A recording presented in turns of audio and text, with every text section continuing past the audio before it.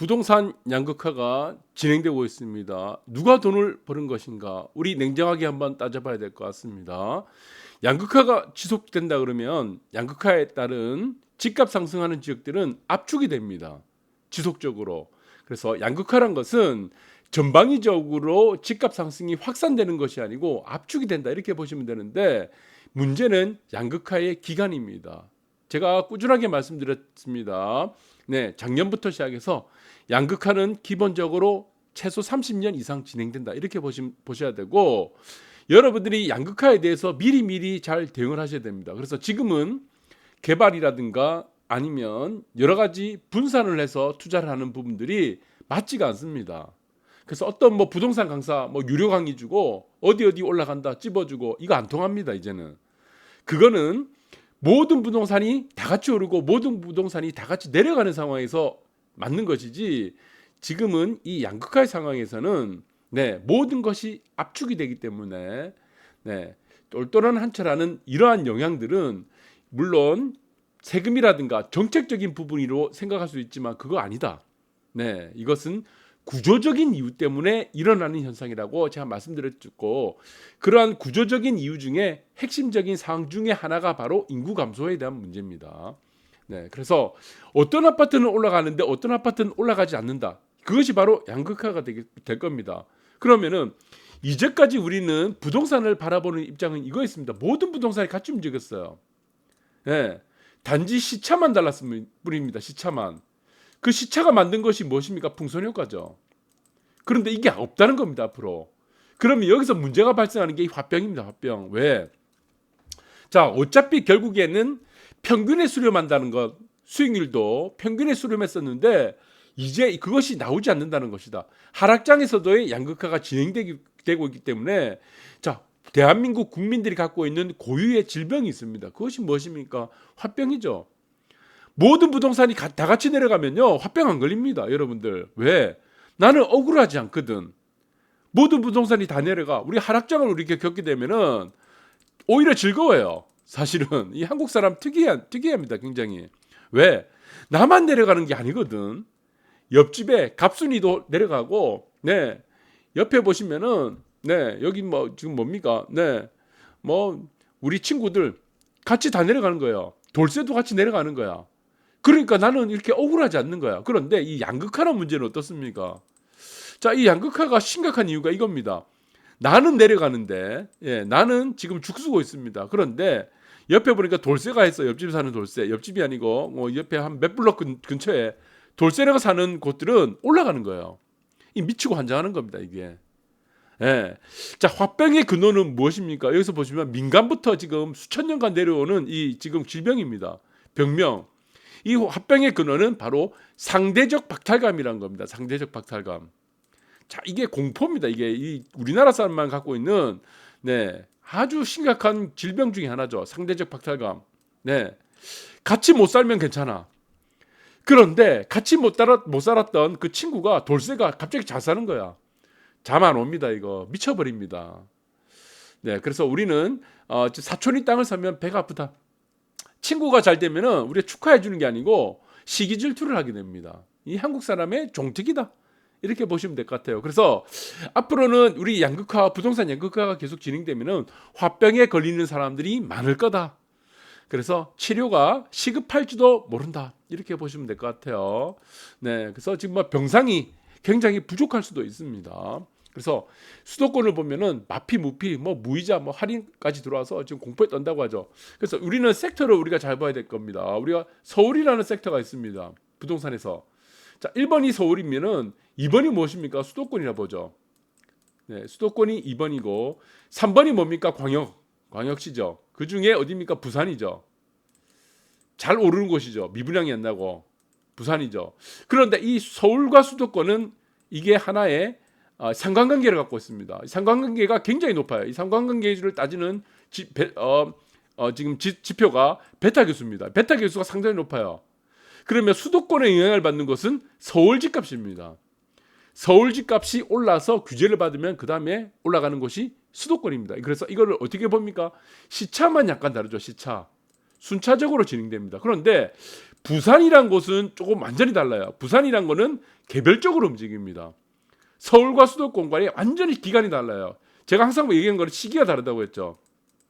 평균 5년 정도의 시차를 두고 움직이는 것이 부산입니다. 그래서 부산의 파동과 서울의 파동은 완전히 다르다고 했습니다. 시작점도 다르고 끝도 다르다. 그리고 폭도 다릅니다. 올라가는 폭도 다르기 때문에 자, 여기서 우리는 세 가지 섹터를 항상 보셔야 된다. 자, 그런데 여기서 수도권도 지금 미분양되고 있고 공포에 떤다고 했는데 이 영향은 뭐 때문입니까? 서울입니다. 서울. 그래서 서울이 조금만 기침을 하게 되면은 수도권은 강유에 걸린다 이렇게 보시면 될 것 같아요. 그래서 저는 수도권은 항상 우리가 보시면은 공급의 희생양이 되었습니다. 서울의 공급이 부족해요. 그럼 어떻게 합니까? 정책을 수도권의 공급을 늘려버립니다. 서울의 공급이 부족하면 서울의 공급을 만드는 것이 아니고 수도권의 공급을 만들기 때문에 이런 현상이 미분양, 이런 현상이 떨어진다는 것이다. 이런 부분들을 잘 보셔야 되고, 그리고 강남 아파트 공급 부족이 지금 심각하죠. 그러니까 지금 풍선 효과가 나타나는데 오히려 희한한 풍선 효과가 나타나. 오피스텔이 올라가는 풍선 효과가 나타납니다. 네, 그래서 지금 보시면은 어느 정도가 심각하냐면은 강남권 보시면은 이제 지금 2021년, 22년입니다. 네. 그런데 여기서 보시면은 공급이 지금 일반 분야 공급이 많을 때가 올라갑니다. 시세는. 왜 그렇습니까? 네. 2년 후에 2년 아니면 3년 후에 지금 공급 물량을 반영하는 것이 시세입니다. 이 공급 물량을 반영해요. 그래서 어떤 유튜버나 보시면은 정말 지금 미련하거나 저는 안타까운 유튜버라든가 전문가가 있습니다. 제가 이 전문가 말을 절대로 들어서는 안 된다는 게 이겁니다. 이 사람들은 지금 현재의 공급 물량을 보는 겁니다. 지금 현재. 이래서 안 되는 거예요. 무슨 프로그램 만들어 가지고 지금 현재 공급 물량이 어떻고 지금 현재 미분양이 어떻고 그걸 예측을 해서 앞으로의 집값을 반영한다는 겁니다. 그게 안 맞습니다. 안 맞을 수밖에 없죠.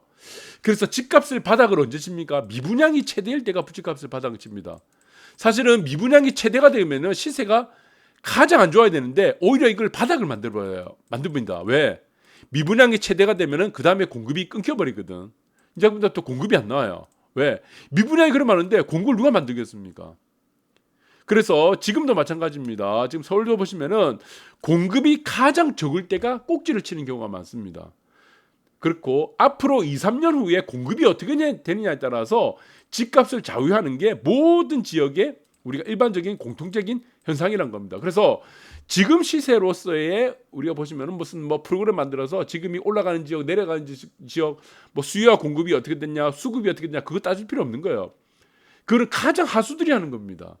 앞으로 2년 후에, 3년 후에 어떻고 공급이 어떻고 수요 예측이 어떤가를 보는 게 지금 현재의 집값을 좌우한다 이렇게 보시는 게 맞습니다. 그리고 중요한 거 하나 있죠. 우리가 보시면은 공급에 대한 문제는 우리가 집값에 차지하는 부분 중에 중요한 부분입니다. 이 절대적인 거 아니에요. 네, 우리가 화폐 가치란 것이 있습니다. 이게 가장 크죠. 화폐 가치가 가장 큽니다. 화폐 가치는 항상 하락하기 때문에.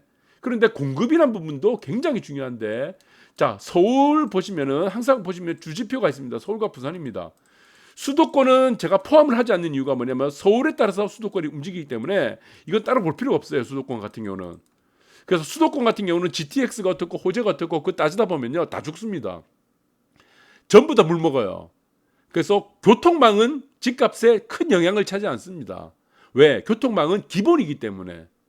그걸로 호재니 어떠니 뭐 박수치고 하는 거는 아주 초짜들이 하는 거고, 공급에 따른 우리가 서울과 부산만 체크하면 됩니다. 부산은 어떻습니까? 상징적이게 광역시를 대표한 거 있습니다. 대구도 아니고 대전도 아니고 세종도 아니에요. 사실은.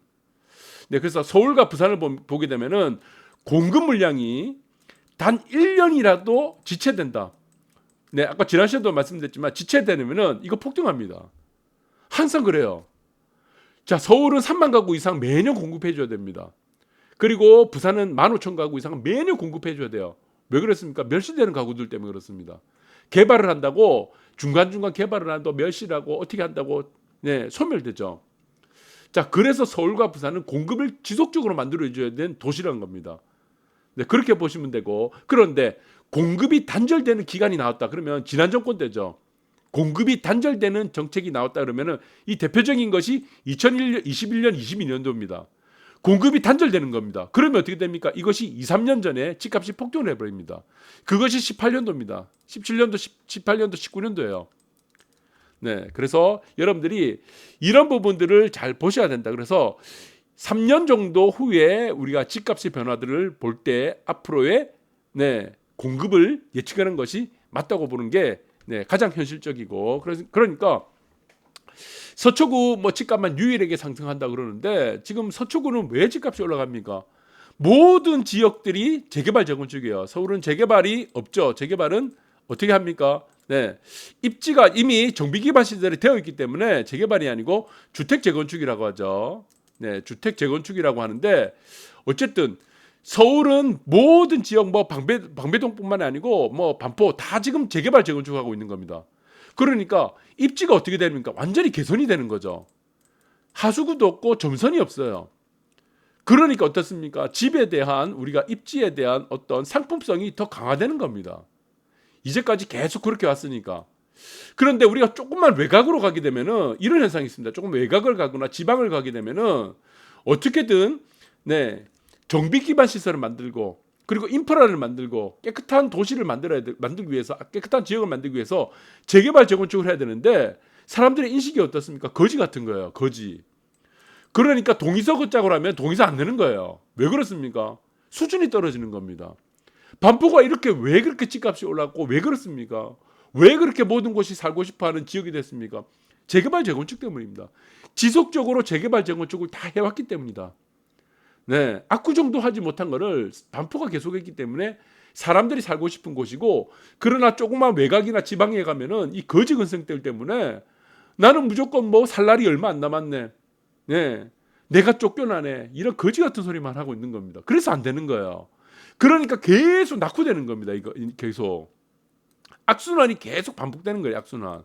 자기들 집값은 계속 떨어지고, 이런 현상이 벌어지는 거죠. 재개발 재건축을 통해서 너희들 재산을 내가 자산 가치를 올려줄게. 당연히 올라가죠. 그걸 반대하고 있다는 겁니다. 그래서 안 되는 거예요. 그래서 여기서는 재개발 재건축이 가장 왕성하고 지금도 활발하기 때문에 저는 유일하게 따질 수 있는 곳이 지금 현재로서는 서초가 유일하다 이렇게 보는 겁니다. 그리고 아크로이 리버파크도 또 지금 68억입니까? 또 신고가를 쳤고, 84 타입이 34평, 84 타입이 46억 6천이죠. 최고가죠. 우리나라에서. 이렇게 보시면 된다. 자, 이런 부분들이 지금 집값을 만드는 아주 중요한 요인들 중에 하나입니다. 개발이란 문제죠. 그래서 서울의 상반기 서울권으로 봤을 때는 두 부류로 양극화가 되고 있습니다. 어떤 부류로 양극화가 되고 있습니까? 6억 이하가 A라는 부분이고 15억 초과가 B라는 부분입니다. 여기서 양극화되는 겁니다. 그리고 6억 이상에서 15억 미만은 애매한 거예요. 애매해. 왜? 규제는 규제대로 다 받는 겁니다. 그러면 아예 차라리 규제를 안 받으려면 10억 초과는 아예 규제를 안 받잖아요. 그러니까 이 사람은 다른 리그가 되어버린 겁니다. 돈 많은 사람들이 리그가 되어버리니까 이 사람들은 어차피 금융권에 주담대 자체가 없는 겁니다. 더 희소해지는 거죠. 그리고 반대편에 있는 6억 이하는 어떻습니까? 싸죠.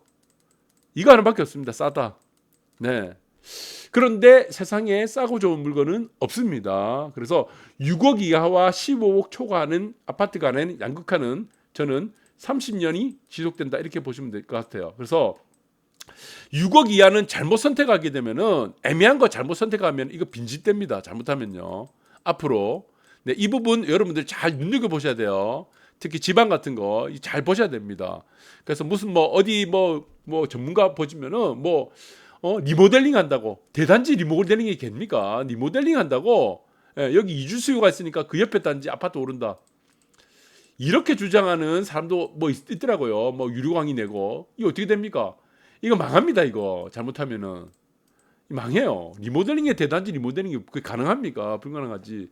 그리고 전세 수요가 많아서 아파트가 올라간다는 논리가 어디 있습니까?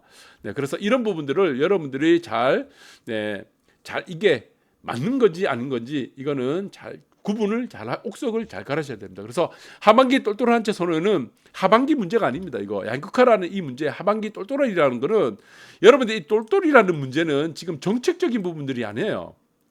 이거는 아니죠. 그래서 다주택자들에게 취득세 아니면은 지금 보유세 아니면은 양도세를 여러분들에게 이거 다 없애줄게, 영세율로 맞춰줄게, 영세율 세금을 해준다고 해도 이 똘똘이 한채에 대한 것들 선호 현상들은 사라지지 않습니다. 앞으로는 이게 구조적인 이유이기 때문에 그렇고, 저는 이 똘똘이 한채 선호 양극화라는 문제는 최하 30년 봅니다. 30년.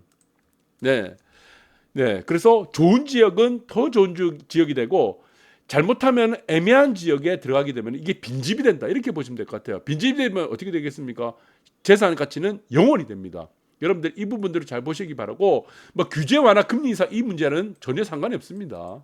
네, 전혀 상관이 없으니까 참고하시기 바랍니다. 감사합니다.